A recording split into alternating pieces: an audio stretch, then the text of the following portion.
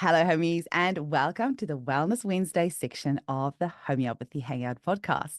Where today we have the privilege of hanging out with the lovely Alexx Stuart, who founded the Low Tox Life movement all the way back in 2010. Welcome to the show, Alexx. Thank you so much, Eugenia. I'm really excited to chat with you. It's lovely to have you on, and I'm trying really hard to act normal right now and not fangirl too much. Oh, act normal. We're friends now. We know each other. It's all good. I just want to say that I love your Low Tox Life podcast. I love your book. I've only got the one. I haven't got the other one yet. I And have them here behind oh, me. do Look at you? that. Yay. And I'm really loving being part of your Low Tox Life membership. And the Facebook group is so supportive. Isn't it? You've I made it, call it the happy place of the it internet. is Yeah. non-judgmental, people asking genuine questions for everything from, like safe cookware to clothes to everything in between. And you feel like you're in this like-minded community. So just thank you for creating all of that because I'm really loving I'm it. so glad. Now, the other problem I have today is that I have 500 questions for you, but we only, we only have 1 hour. It can be a bit of a conundrum. Like it's every question about low tox living can be a 3-hour seminar unto itself, and we can bring in expert scientists so we can, but like at the end of the day, I always think if we can help people be a little less overwhelmed and feel a sense of clarity and empowerment Mm. around the things that concern a lot of us, but they can often feel so big and so concerning that we then can't decide how to take action. And I actually suffer that myself too. Hand up for saying sometimes I go, crap, where to next? Because there's a lot. But if we can just help people go, I think I know what I want to do next, then we've achieved our goal today. Definitely. And I know you have told your story on hundreds of podcasts and on TV shows and in your book and everywhere else. But for listeners who might not have heard your name, I can't imagine that there's anyone that hasn't. But can you give them like a quick little rundown of your intro into this low tox life and becoming aware of the things in our environment and in our lives that could be Yeah, of affecting our health? course. Look, I think I'll give you the short answer, and that is to say, like many people who are plodding along through life, going to the doctor, getting antibiotics, getting a cold, smashing the Codral cold and flu soldier on kind of situation, popping the Panadols when you have the headaches, and then something in that paradigm stops working, and you scratch your head and you think, what? So I'm just supposed to get tonsillitis every couple of months? And actually maybe it might kill me because the antibiotics don't work anymore. It really does force a bit of a come to Jesus moment. I'm not particularly religious, but everyone really understands that saying where you really feel arrested by the truth of a matter. And also, if you're an inquisitive person, you think this can't be it. There's got to be something else out there. I'm very glad to have been raised to ask questions because I did. And a girlfriend connected me with her naturopath 20 years ago, more than 20 years ago now. And you didn't really have naturopaths on every street corner and with thousands and thousands of Instagram accounts to follow back then. It was like I had to drive half an hour from my house to get to this appointment.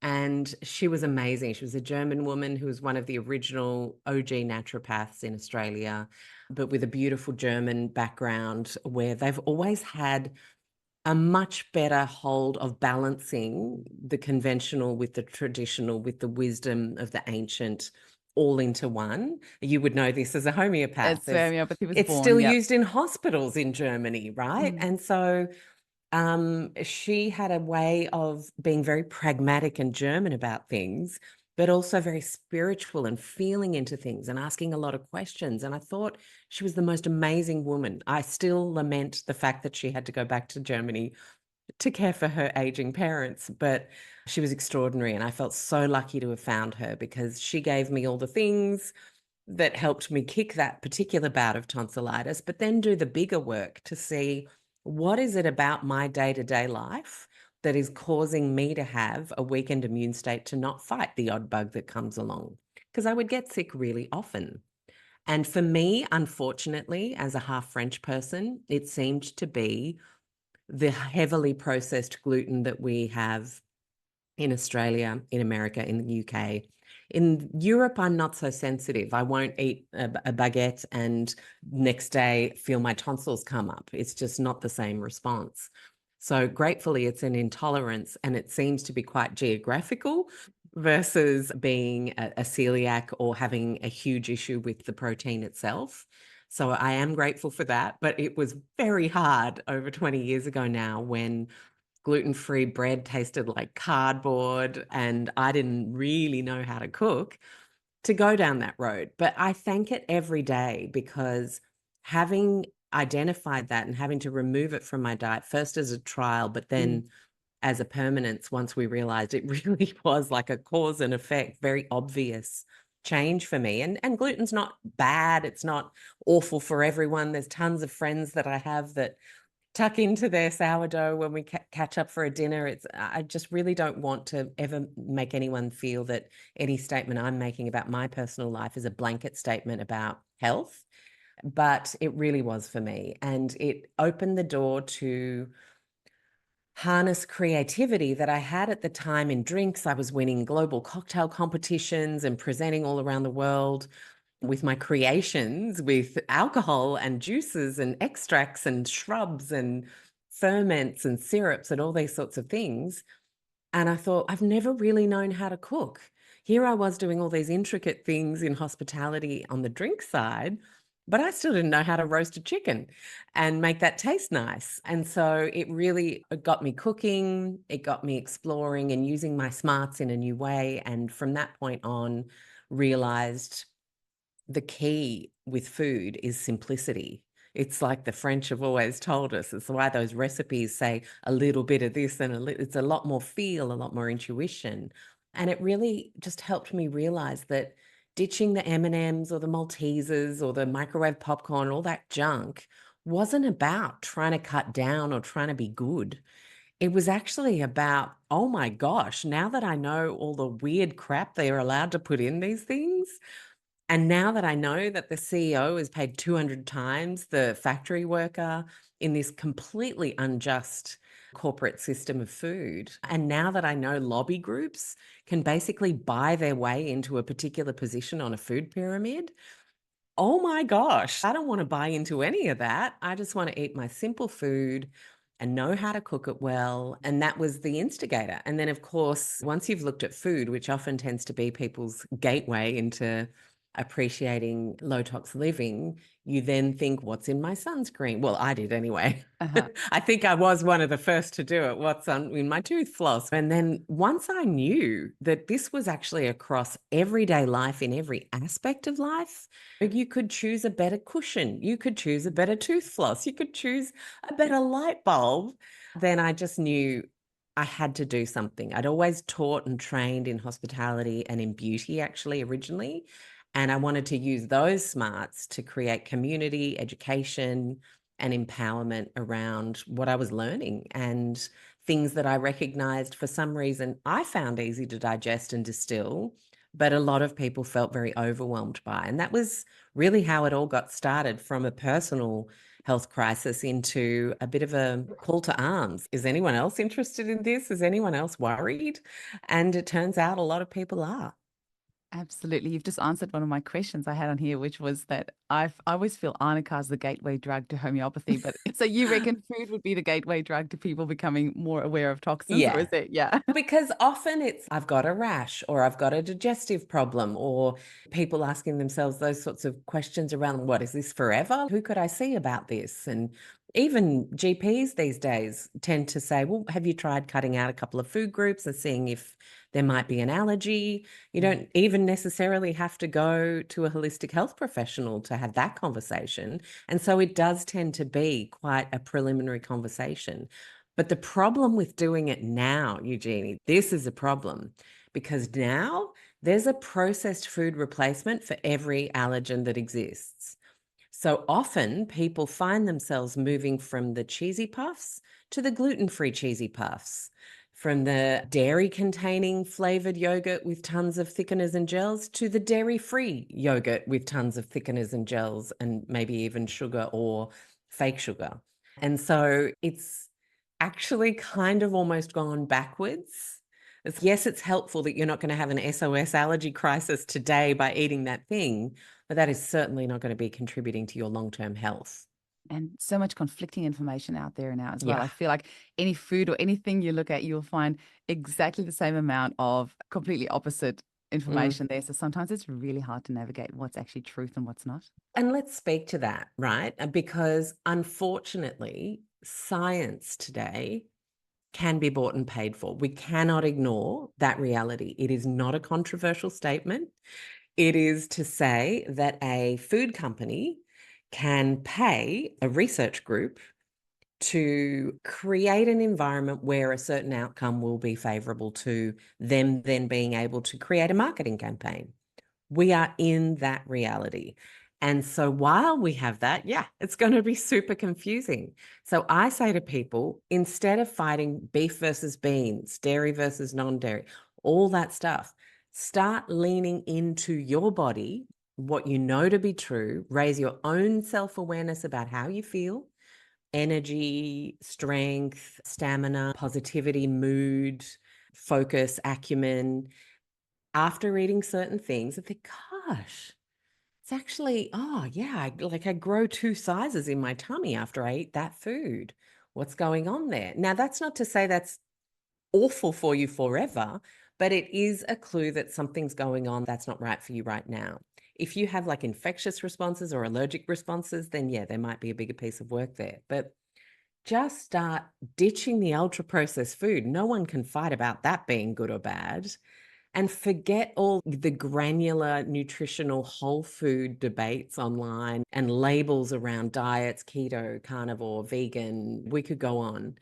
And actually just think, what food has traditionally helped me feel fantastic?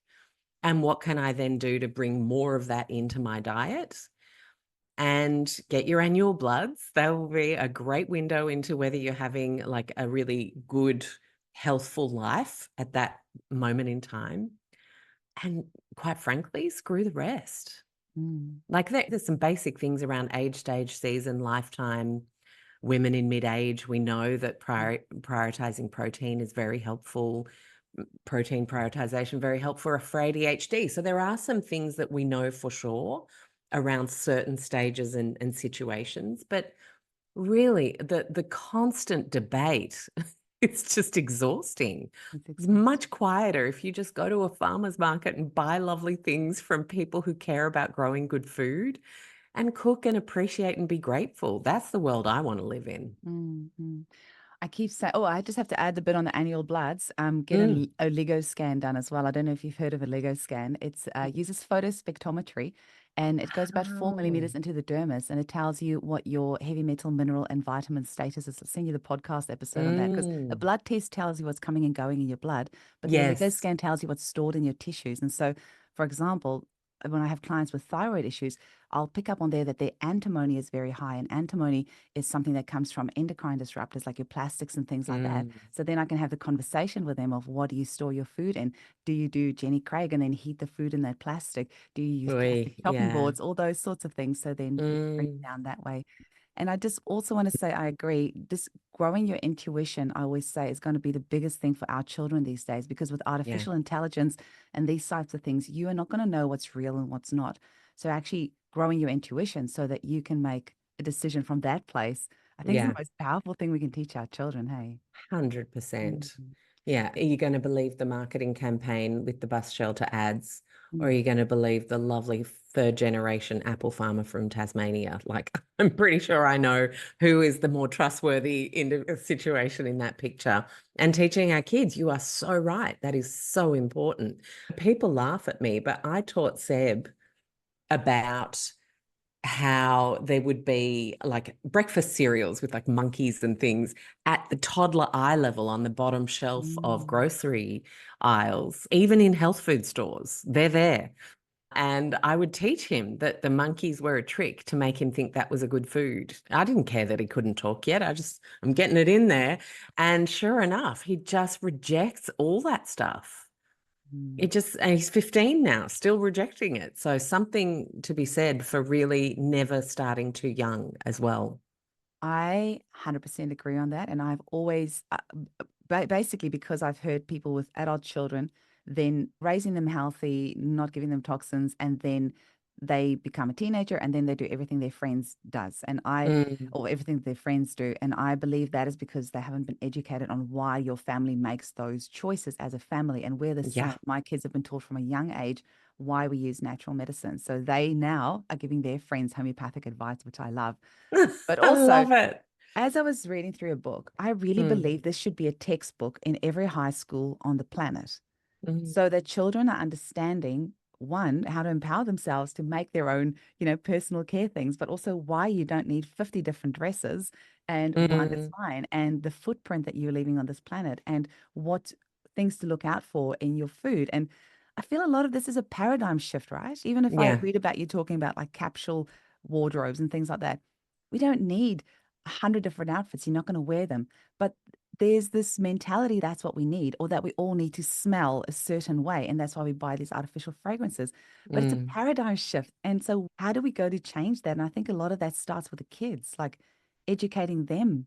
It does. And Don't it have can to be smell like tricky me. if you didn't get to do it when they were small, because the teen tribal pull is strong. And I absolutely recognize that as an issue that a lot of parents battle with. But if you can have any small wins, often with teens, it comes through gifts, I have to say, and making them feel like they get to go shopping. I know it's not ideal, especially given we're talking about buying less. I get that. But what if we could actually just at least at the start teach them that there are better alternatives and they still get to get something fancy and love something, but really decide and be conscious of that decision and decide that they love, love, love it. Like this top that I'm wearing, my peace top, I've had it since 2017 and it is nearly about to die, sadly.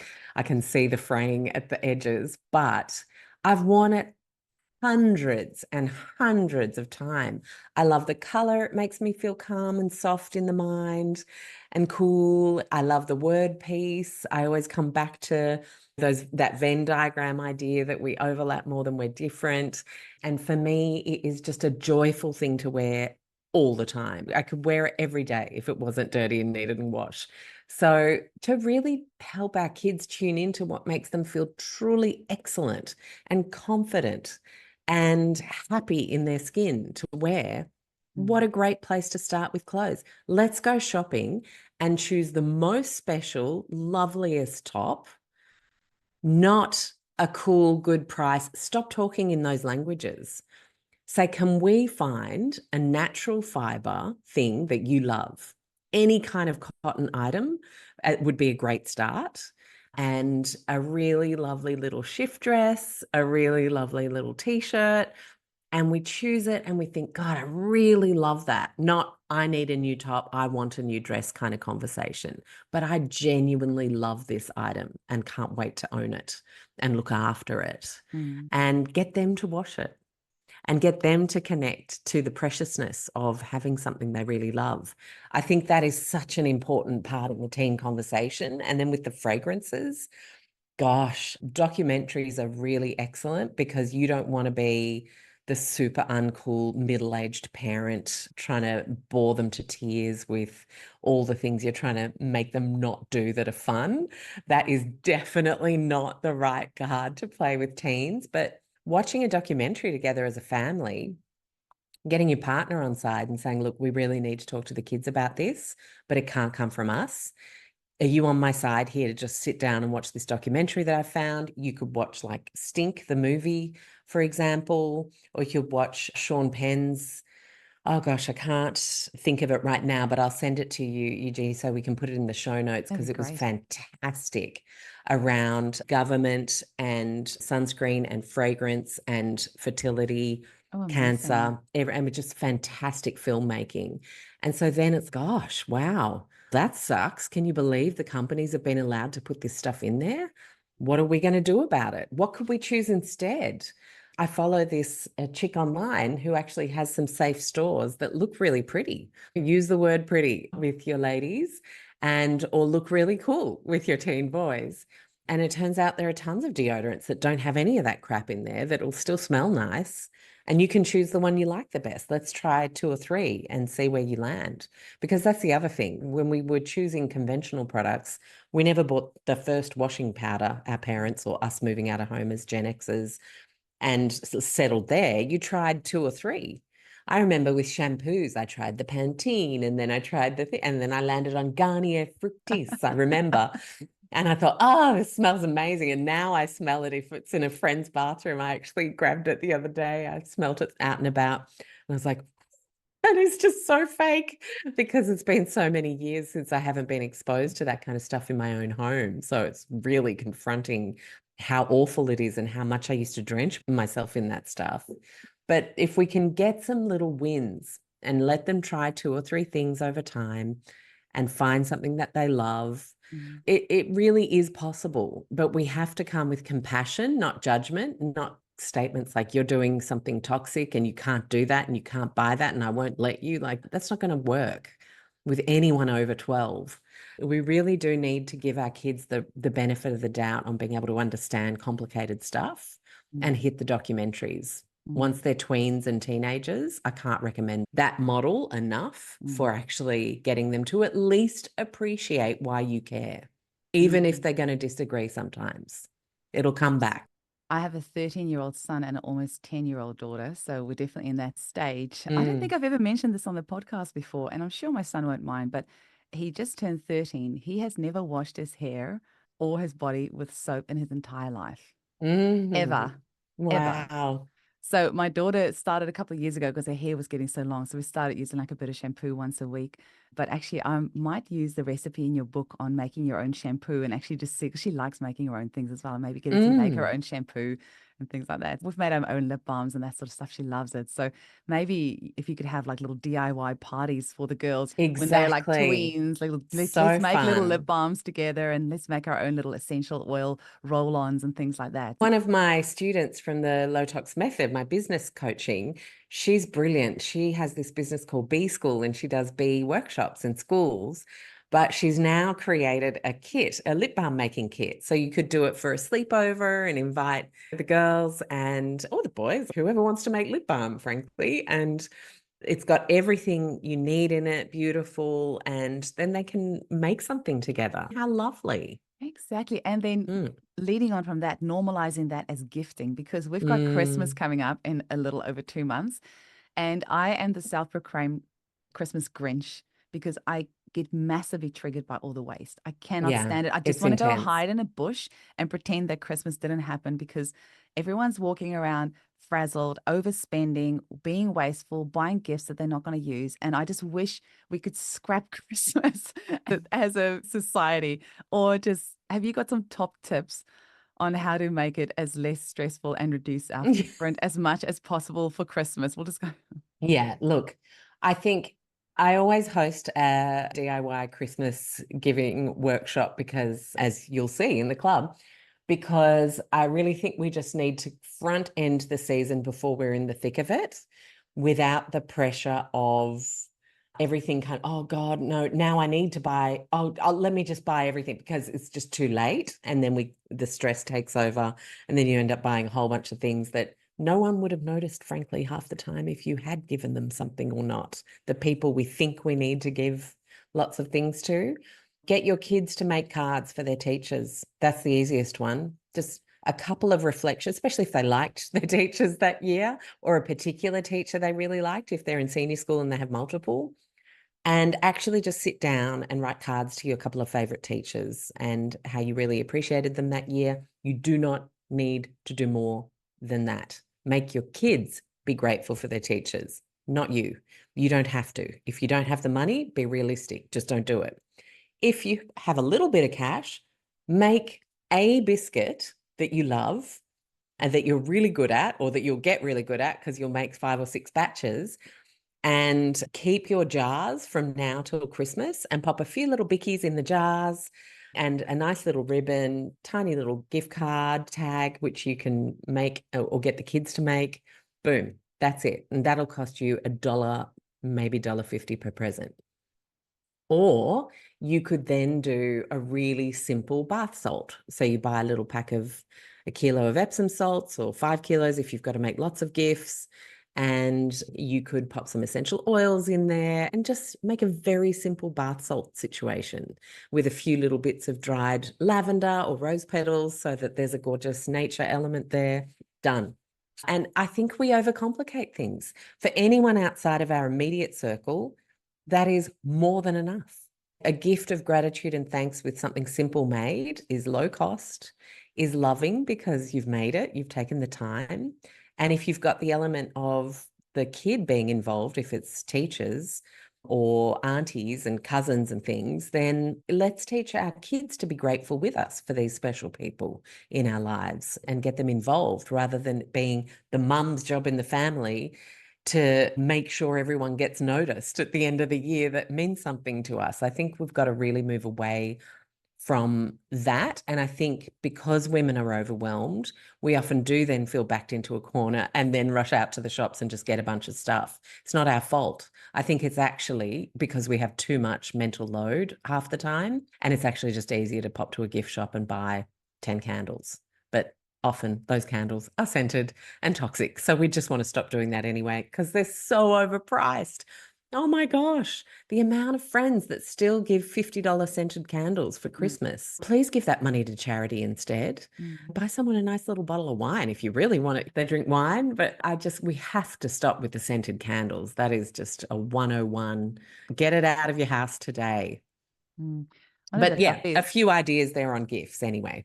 one of the loveliest gifts I ever received was a donation on my behalf to a charity in Africa, which was I Yeah, really love that. But so they did good. isn't that all just once again mindset, like changing people's mindset, like making it okay that you give Mm, a gift from the op shop? Like my kiddies go to a Steiner school, and actually that's quite normal there for people to go and get a 50 cent or $1 book from the op shop and then gifting that as a present. And I really mm, love that.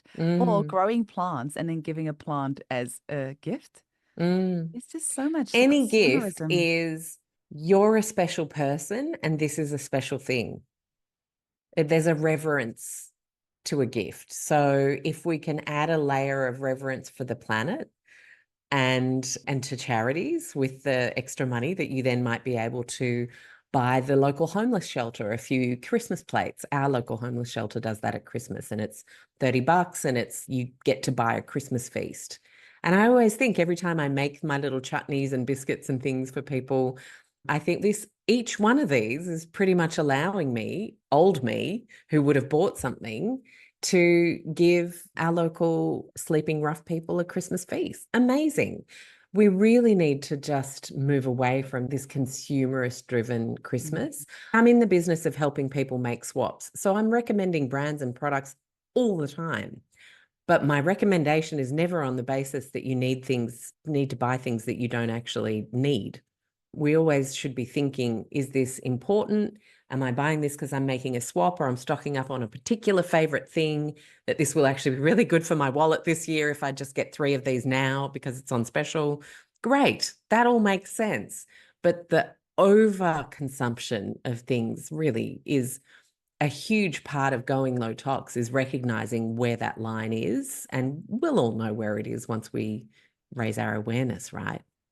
Absolutely. And just having these conversations. I tell you what, this is actually a bit embarrassing, but you were just talking about saving your jars and then using that for the gift giving. And in your Yeah. book, you were talking about saving your jars to use it to freeze your food in. And I'm like, oh my goodness, I've been going out and buying because I'm converting all my plastic to glass containers. Yeah. Yeah. And it can be a bit pricey. And I'm like, why didn't I think of that? It's so simple. Just save your Mm. jars and freeze your food in that instead of freezing it in plastic. And obviously leave a bit of space at the top there so that if it expands, it doesn't burst. But oh my goodness, it's like it's the I simple know. things. You are particularly good at taking the overwhelm and the guilt out of going low tox because sometimes you do just want to get your hair done for a nice occasion or you do just want to get your nails done. I just bought this low tox nail polish and it lasts 2 days. And that is with Mm. the natural base coat, 2 layers, and the top Yeah. layer, it lasted 2 days. And it's so annoying. So Mm. sometimes you do just need to do these things, but I love that you take like there's no guilt, there's no overwhelm, and it's all about swaps because it's easy to think that going low tox is very expensive. What would you say Yeah, to somebody who believes no, a that? great thing that I'm so glad this came up. So, no, it's not. I will say, though, there's a caveat. chronic illness is expensive. This was a chapter that I experienced after starting the movement and writing the book. And actually, when I wrote the first book, I was in the thick of trying to figure out what on earth was wrong with me. I'd never been sicker in my life. So there's actually a bit of secret shame in that book, because here I was, this amazing low tox ninja helping thousands of people make swaps, and I couldn't figure out what was wrong with me. And it was mold illness in the end. And so then going through mold illness and realizing the need for some of the more expensive hacks like red light panel therapy, holistic care. I don't love that any of that is really expensive, or I don't love the world where we have houses that are shit, where you need to do all this stuff to kind of counterbalance hidden mold. That's a much more complex conversation. Maybe we can get together next year and do a mold show. I've got it on my But list of things because my husband and a close friend has gone. So I was hoping we can talk about that, but I know it's a huge one. So let's it's do that massive. because Yeah. that's expensive. The Mm. remediation, the testing, the supplements, the detoxing. Yeah. It's And I up. wouldn't be without those supplements. There's this trend now to shame people for using supplements online. They told us we had to take all these supplements, and now it's just corporatized holistic healthcare. I'm like, we can't ignore the fact that we have a toxic modern environment half the time. We have depleted soils that have very few minerals left compared to 100 years ago. I'm sorry, but many people, most in the industrialized world, need those supplements. Not to mention the fact, and this can be a tricky issue to bring up, but I will, the fact that we started saving so many more babies that would have died along with their mothers.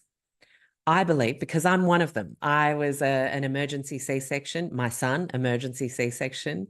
I believe that could be responsible for the amount of genetic SNP polymorphisms we're seeing today, that then massively benefit from cogs in the chain that are kinky, having the B6, P5P put in there because that helps you process that into that.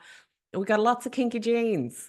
And yes, I appreciate so much the work of people like Bruce Lipton and quantum physics and biology that show us that there is so much about our genetics that we are actually in control of through our mind. But there is a practical, mechanical element that the modern world has influenced to make it harder than ever for our mind to have a positive force. Those two things can be true. And I think we're all trying to say, oh, it's so simple. We just have to get the sunlight, the sleep, the thing. Yeah, of course, they're really important. And we should be prioritizing those before we go granular. But a lot of people still need to go granular. And I think that creates a lot of secret shame around why is the sun and the whole food and the sleep prioritization not working for me? What's wrong with me? I'm doing everything right. And yeah, that part of going low tox can be expensive if you are in the chronic illness bucket. But if you are not, and you are just out there thinking, I want to do the best for my family and I want to clear up those little patches of eczema on little Johnny's body and maybe go see someone for that, but just clean up our skincare because I know that plays into that now that I've listened to a couple of podcasts. Clean up the washing powder, get rid of the air fresheners and candles. You're actually removing costs if you're dealing with artificial fragrances. You don't need the toilet duck anymore. You don't need the scented reeds, the scented candles, the plug-in air fresheners. All of that stuff costs like the average family about 40, $50 a month if you're using that stuff. The fabric softener. So just say goodbye and then reinvest that $50 in the slightly more expensive natural product equivalents. If you then bring in making your own DIY multi-purpose spray, which if you went to the supermarket or to a low tox shop, that would be $5 to $8 to $10 per spray, sometimes even $15, $20 if it's fancy stuff, and just put a half tablespoon of Castile soap in a spray bottle with water. That's your multi-purpose spray. That's all you need. The research shows us how good soap is at getting rid of nasties off countertops and off our hands. That's Mm. it, done. So if you start making a couple of super cheap DIYs in the mix, you could very easily be cost negative or at the very least cost neutral. And that's the good news. So if you take the simplicity piece online, and if you take the, I'm going to see what I can make really easily on board, and then you just swap out the rest and stop buying the things that are toxic, it doesn't cost more. It doesn't. It really doesn't. I know this because I was doing it for years before the chronic illness piece came into my reality. And so I just love simplification as the chief objective of going low tox, because the people who say food costs more when you're going low tox and reducing all the additives are the ones buying the organic packaged versions of everything. Stop the snacks and reinvest the snack money into better whole food meals that you feel full after, that get you through to the next meal. And again, it could be maybe 10%, 15% more cost at most, but then maybe just get the mani-pedi once a month for a special instead of every week like you used to. Just think about your own life. Think about where you're happy to make a concession, where you're happy to cut back, where you now know you didn't even need it in the first place, and it's not more expensive. Absolutely. I had heard such an interesting thing recently that I had never considered before, because I do ask, like, constantly in clinic, all these different genetic issues that clients are coming to see me with. Where is it all coming from? It's got to be Mm, more than just the environment. And then somebody said, with the First and Second World War, they sent all the strong men with the straight teeth, because we're seeing all these narrow jaws these days, which is yes. various issues for that. It's a whole topic in itself. But somebody was saying all these men with the strong teeth and the broad shoulders that are healthy got sent off to the war first. And Mm, so all the ones that weren't as healthy and strong stayed behind. And that's where the genetic pool is coming from. And I'm like, yeah. that's interesting. I never There are considered a that, lot but of things there's a playing lot into of a weaker things. But genetic pool. I totally yeah, agree. And definitely. I think it can be delicate because we're talking about people and saving lives. And the only reason I feel comfortable talking about that rise in what is obviously polymorphisms, because that is part of the chronic illness picture, not just the environment, is because I'm an emergency C-section baby that would have otherwise died 100 years ago, along with my mum, who would have bled out. That's just how it would have. Am I thinking, no, we should have died? No, I'm bloody grateful to be here. That's not what I'm saying. But I am saying there is a flow-on effect from being so good at saving every single person's life that we can. We don't have natural selection anymore. We've outsmarted that. And there is something to consider there. I'm not a scientist. I haven't studied it extensively, but I've read some pretty interesting things on the many things that play into why we're at where we're at today. And why not accept the reality of all of them so we can best know how to move forward, is my view. That's I completely agree with you. I was a little bit cheeky this week, and I Mm, posted in your Facebook group I know you did. to I see saw that. to see if any of your members have some questions that they want me to ask you. And I just want to say kudos to Janine Grant in your group, because she posted a whole bunch of amazing questions. Wasn't she a legend? I was She's a like, legend. Janine, Yeah. you should be an interviewer. I always appreciate, because as you do, Eugene, you want to take the time to have it not just sound like another show where it's all like we could do this in our sleep.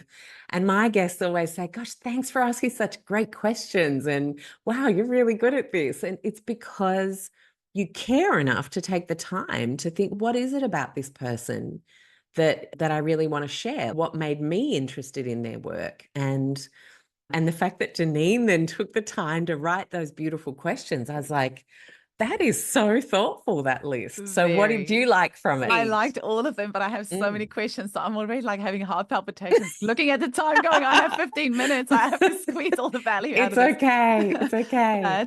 But the one that I really liked is, if you could enact one law or policy change to immediately reduce Mm. toxins in our everyday lives, what would it be and why? I like that I you put would the and why in there. I was so conflicted by what I would answer to that when I had a glance at the questions.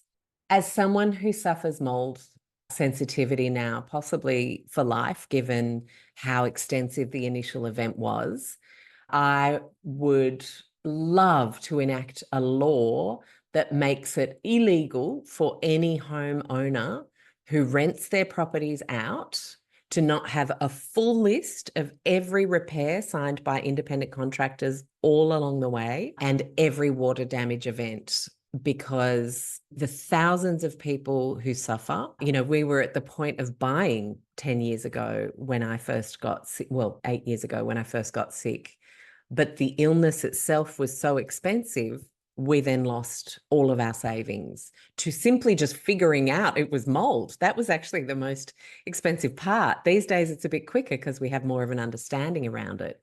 But that is shocking to me, the financial, career, relationship piece around an environmental illness like mold, when people are allowed to be so renegade about just slapping another coat of paint on it and not being honest and getting another tenant in there only for them to become unwell and potentially lose everything as well, I think is a travesty. The rental piece is one piece. Architects shouldn't be able to design flat roofs. Builders shouldn't be able to sign off with their own guy on a build being done properly and assessed at the end of that build. There's so much wrong with building, construction, design, and maintenance. I would definitely enact a law around safe housing and regular maintenance. So that was one, but can I give you another one? Go for it. The other one was no company in the world should be allowed to put forward their safety data sheet with their own internal research as the only check and balance on something being available to consumers. That should be law that is not allowed to happen. Yeah, same with medications and like Yeah. there's so much No, in the yes, big industry. that's why I said no company, because pharmaceuticals do it, food do it, cleaning product, building materials, like companies all around the world. Why? Because governments literally cannot afford to keep up with independent testing.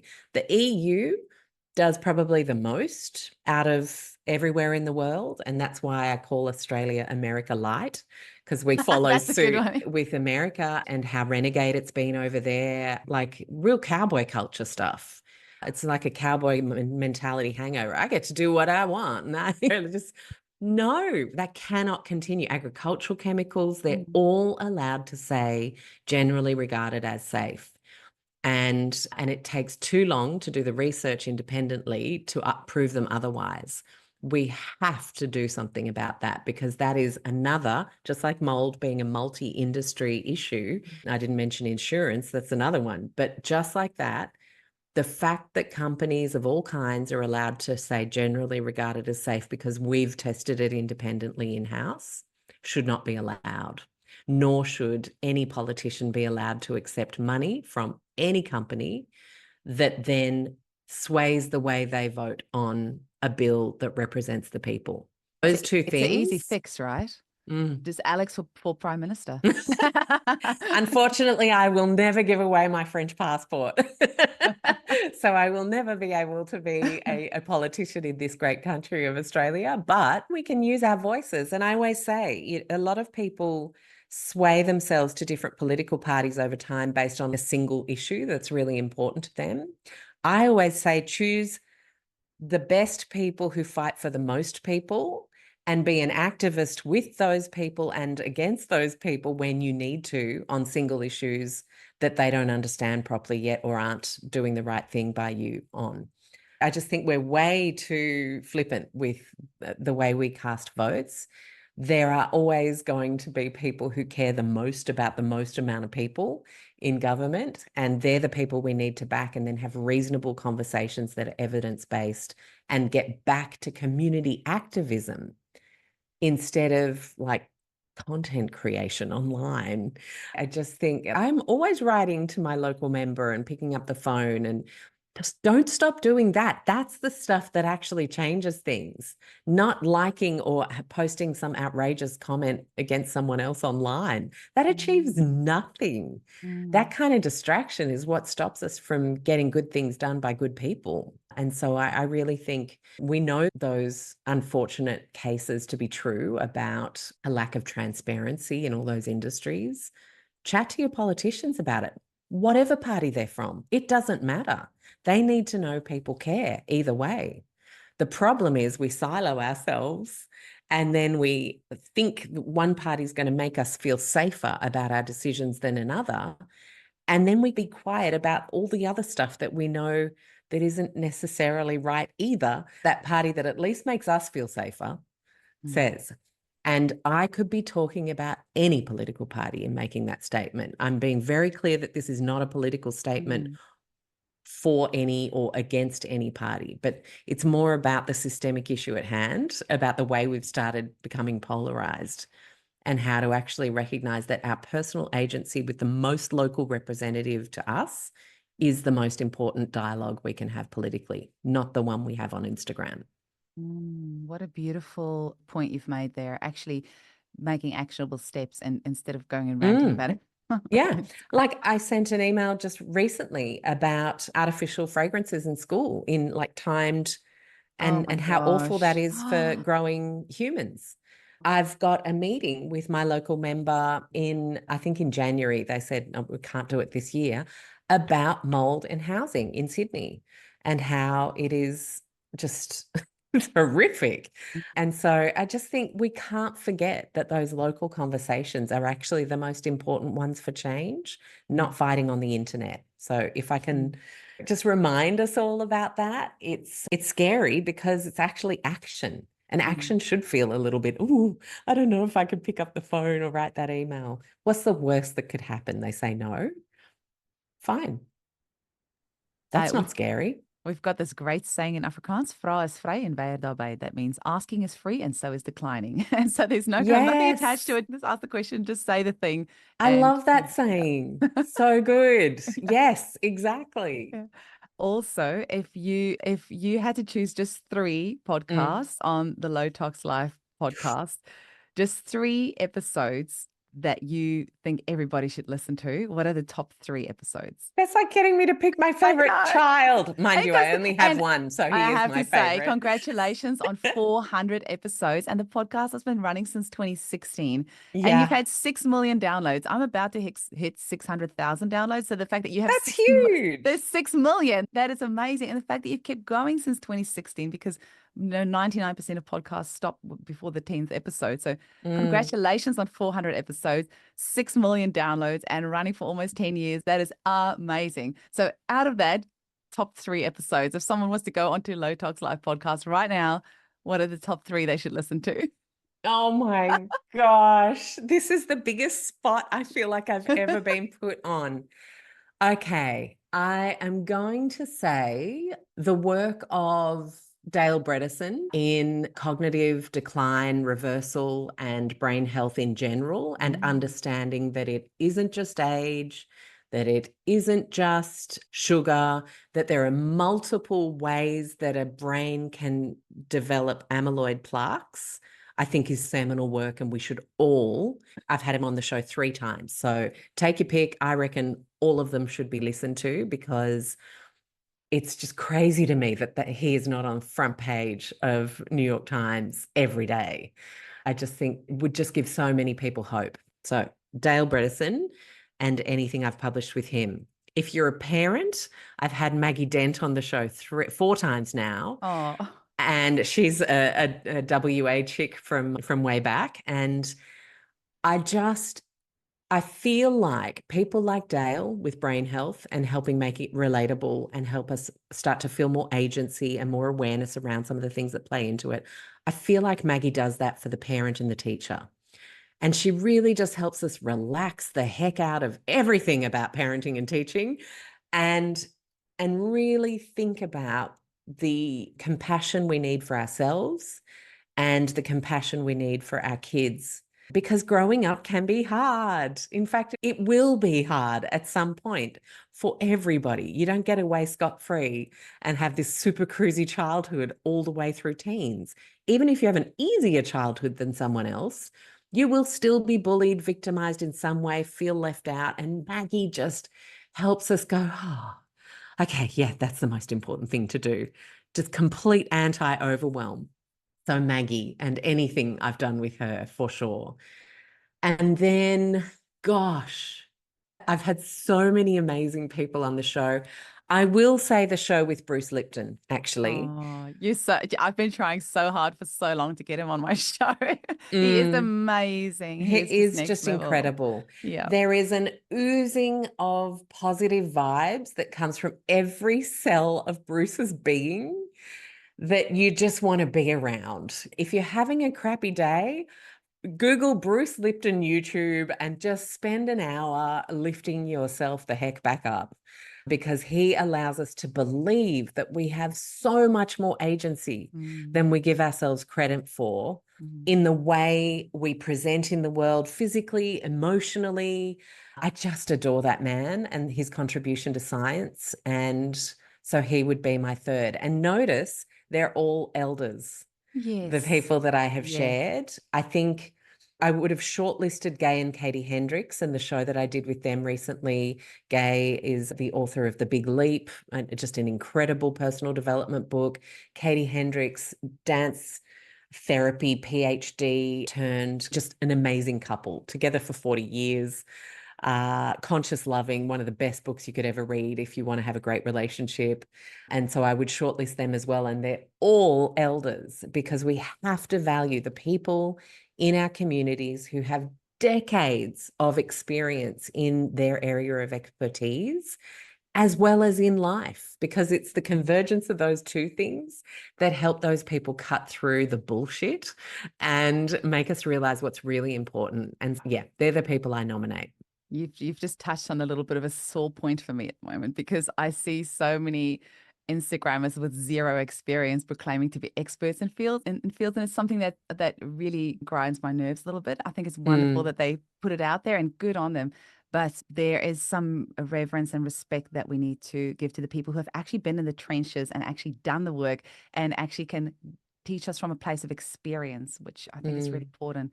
I feel like the universe is getting me a little bit closer to Bruce because I'm a co-presenter in the Autumn of Healing Summit in October, and Oh, he's lovely. one of the 100 speakers. I don't get to interview him, but at least I'll be on the same kind of like, Same sales yeah, page. Yep, exactly. that's But good. he would be a dream to interview. Now, Alex, I'm aware of the fact that our time is like it's like going in a time warp talking with you because this has felt like 5 minutes and I have another guest to interview after you. Otherwise, All I would just like good. try to squeeze us out even more. Please come back so we can talk about mold some more because I I see shall. so many clients and it's affected my husband as well and like good friends of ours. And I see so many clients which I feel beforehand I didn't know what I was treating, and now that I'm aware of the mold picture, I'm able to help them so much better. And more people need to know about this. I was completely blown away that we have mold in WA because we have so much sunshine. It's something that I never knew. We But still then have shitty buildings and poor city air conditioning buildings, maintenance. exactly right. So, yeah, no one's But immune to that, unfortunately, no, with the it's building not. codes we've had for the last 30 years. So, I Yeah. would So gladly come back. please, and we'll have to do it like a nice big chunk of time because there it's such a huge topic. It is. And I just want to say to our listeners, please come and join us in the Low Tox Life membership. I say us because it just feels like my part of my community too now. Because it is so cheap. It is the cheapest membership I have ever joined in my life. And I know you've done that purposefully so that everyone can afford to join. It is cheapest trip. I think it was like $50 Australian Yeah, or something like that. $49. Yeah, it's Yeah. like it's I do it ridiculous. because, well, I don't prescribe things every month with you have to have this recipe plan. So it's actually not a huge amount of work for me, but the work is in people appreciating the show and wanting And to support holding the space. podcast. Yeah. And then for me, it's about the holding space. Mm. I jump in for 2, 3 hours every single week and add to beautiful answers that other members have given with my own thoughts and recommendations based on my lived experience. And then, of course, our gorgeous member masterclasses. So we'll Mm. have to do one with you, Eugenie. We'll Oh, do a, I'd a love that. homeopathy I one. would love that. Yeah. I just want to say I'm part of another membership, like a health thing, and it's $50 a month. And the person whose Mm. membership it is, in the 6 months I've been there, has never ever been in the Facebook group. There's 5,000 members. Never ever posted in the Facebook group. So I'm Oh going to my leave that group. I gosh. know. So yours is cheap as chips. And Wowza. so much value. I So think much value. people So just I need access. That's always yeah. been my thing. I much prefer people to feel like they've got access. And I also think the small paywall, and you're right, it is really tiny, Mm. but a paywall of sorts does actually weed out trolling and Yes. unkindness on the Yes. internet. And it also weeds out people who are there to try and secretly sell people stuff. Mm. We just don't have any of There's that. none of And that, no. yeah, But and it's also an energy exchange, and I feel like that's such a it is. small energy exchange, like any like most people can afford it. And I just want to say, hop onto lowtoxlife.com where you can get the book. There's some great articles that you've written for Wellness magazine that people, sorry, Being magazine that people can Yeah, go and read those with great actionable real life tips. Your food book as well. There's your podcast. You've got e-courses. So I think lowtoxlife.com is probably the place where it people can is. find most Low information. Tox Life is trademarked. So that's how it's me. I didn't Okay. trademark Low Tox on purpose because I really thought it was a cool way to describe stuff. So I wanted people to be able to use those words, but people might call themselves Low Tox Farm or Low Toxin Living. That's not me. Low Okay. Tox Life, and then it's my stuff. It's the real Slim Shady. Mm. I love it. Makes me want to break out into the Eminem Yeah, song now. Yeah. exactly. Oh, Alex, thank you Thank so much you. for sharing your value and your wisdom and your knowledge and your passion with us today. I really appreciate it. I can't wait for us to chat again. Me too. Thanks so much for having me. Pleasure.